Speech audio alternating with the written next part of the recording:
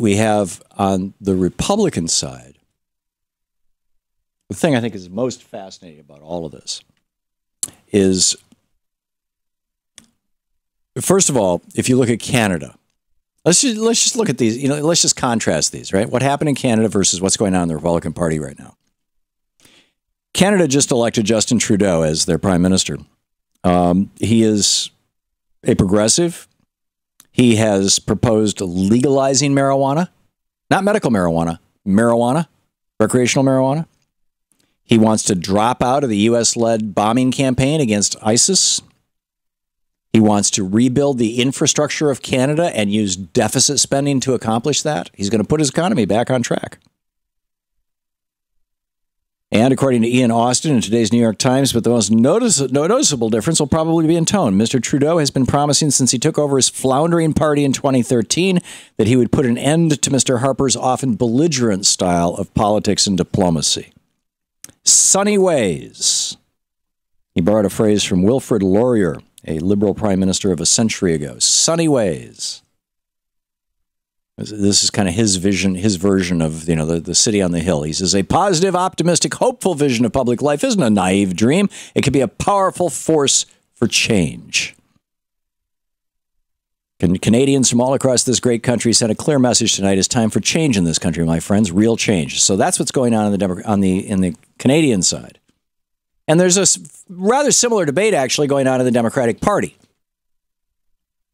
with a Pierre or a Justin Trudeau type candidate in Bernie Sanders, and a Hillary Clinton's not a Stephen Harper by any stretch of the imagination, but a more conservative Democrat in Hillary Clinton, or a more corporate friendly, let's say, because these days conservative means corporate friendly, generally speaking, or anti-woman. But Hillary Clinton is not that, so she's I think she's just she's kind of in the middle of the Democratic Party. And God bless her. Like I've said many times, I think she'll make a great president. And I think there's a very good chance that she'll be our president. But in any case, on the Republican side, there's been this really fascinating evolution of the Republican Party that I have watched in my lifetime.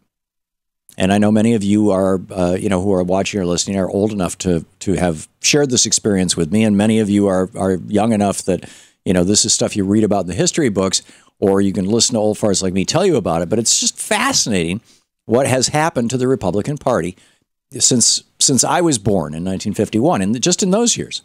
I mean, before that, it went through a lot. The Republican Party went through some massive changes at the beginning of the 20th century, when it was taken over for a short while, for about 10 years, 12 years arguably, maybe 11 if you count the first part of McKinley's administration.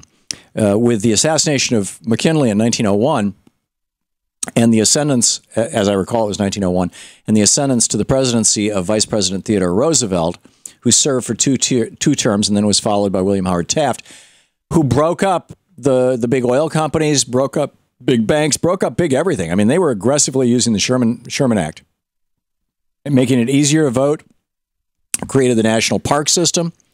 Teddy Roosevelt called for a square deal, a national health care system. I mean, it was just very, very progressive. These were Republicans. And then the Republican Party went full corporate when the election of 1920, when 1921, Warren Harding was elected president. And it stayed that way through 3 terms, Harding, Coolidge, and Hoover. And then, the crash of 29, and the Republican Party just sort of drifted into irrelevance, with the exception of one congressional term, 2-year period, 1946-47, where they seized control of the House and Senate, and they blew up, by passing the Taft-Hartley Act, they blew up the ability of people in many states to unionize with the so-called right to work for less legislation, Taft-Hartley, that said that individual states could opt out of the National Labor Relations Act or out of the Wagner Act of 1935. So the Republican Party moved in a more corporate direction. It was still a fairly progressive party through Eisenhower's years, up until 1960. 52 to 1960, Eisenhower, he was a candidate of peace. He was the candidate of expanding Social Security. He was the candidate of building infrastructure, using deficit spending to do it if necessary. He was the candidate of raising Social Security benefits and expanding Social Security, of expanding Social Security to disabled people. low income housing. I mean, Eisenhower did a lot of good stuff in that regard, and then that was followed by Kennedy and Johnson. And then the Republican Party, sort of in '64, the conservatives in the Republican Party, the old-fashioned conservatives, the conservatives who said, we're all in favor of social change, let's just do it slowly. And the principal thing that they were talking about, let's do it slowly, were the principal two things were giving rights to people of color and giving rights to women. And Barry Goldwater and the Republican Party, they were like, it's a fine thing to talk about, it's a fine thing to do, but we've got to take this slowly or you're going to end up with riots and you're going to end up with problems and, blah-de-blah-de-blah, right? So the Republican Party became kind of that actual conservative party for a while in the 60s.